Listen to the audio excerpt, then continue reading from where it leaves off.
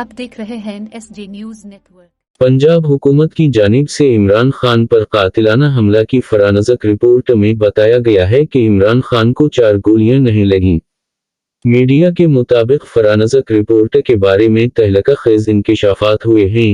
Report के मुताबिक कातिलाना हमला में इमरान खान को 4 गोलियां नहीं लगीं। इमरान को गोलियों के 3 टुकड़े और एक धाती टुकड़ा लगा। रिपोर्ट में इंकशाफ किया गया कि मुल्जिम नवीद की 30 बॉर की पिस्तौल से 12 गोलियां फायर हुईं। 2 गोलियां कंटेनर की तरफ से SMG राइफल से फायर हुईं। एक गोली मुबैना तौर पर मौज़म और बाकी दूसरे अफराद को लगीं। टोटल 14 गोलियां फायर हुईं।